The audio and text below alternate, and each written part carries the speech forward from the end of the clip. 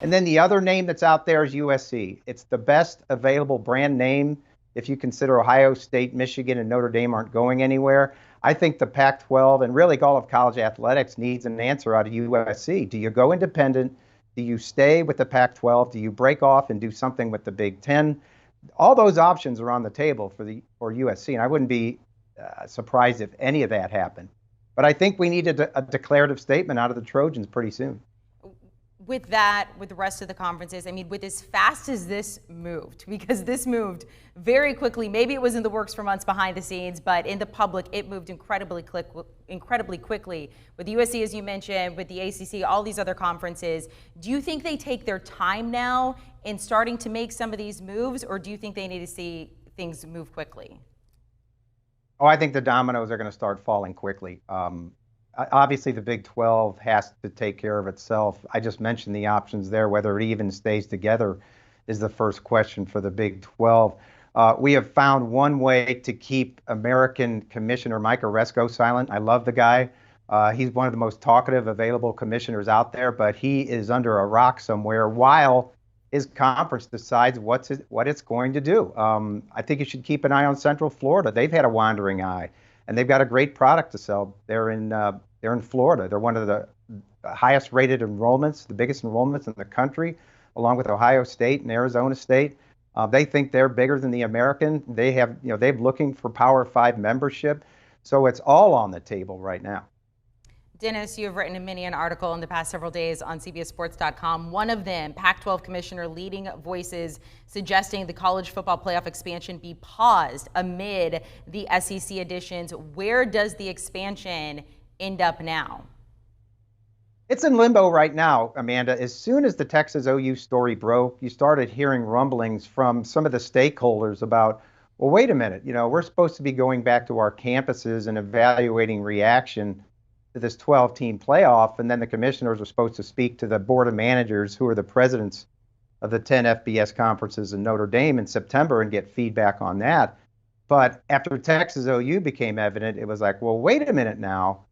They saw the math and they said, with Texas and Oklahoma, you're looking at the SEC being able to populate 6 of those 12, or pick a number, certainly higher than anybody else because they've just increased their brand names in that conference. So I have several high-ranking, high-profile sources saying there has to be a pause. They're not saying it has to go away. They're not saying the 12 has to grow to 14 or 16, but there has to be a pause to think about it. I asked several, does this mean that you put a cap on the number of teams from one conference that can get in? They said, no, we don't want that because no conference wants that. They don't want to limit themselves. There just has to be a discussion. And George Klyavkov, the new Pac-12 commissioner, was the one who said it out loud most. I did talk to Greg Sankey at the SEC last night to ask the key question that a lot of people are thinking about. Was it a conflict of interest that he was not manipulating, but working on this playoff expansion at the same time while negotiating with Texas and Oklahoma to come to his conference, thereby on its face giving his conference an advantage in the new playoff? And he said, no, there's a series of checks and balances. But that's one reason why people are saying, slow down. I wouldn't expect this thing now to go to the next step in September. I think it's going to be pushed down further into the fall. Dennis, really quickly, Texas and Oklahoma, they are normally on opposite sides of all things in the world of college football. How will these two teams be treated in the Big 12 this upcoming season? Yeah, no one's really mentioned this. Texas and Oklahoma, I think there's going to be a lot of rancor. There's going to be a lot of bitterness on the court, on the field. And we're not just talking about football. Remember this. We've got baseball, we've got basketball, we've got the minor sports. And it's not going to be good when these fans of the existing Big 12 schools see what's happening to them right now, that they may not have a home.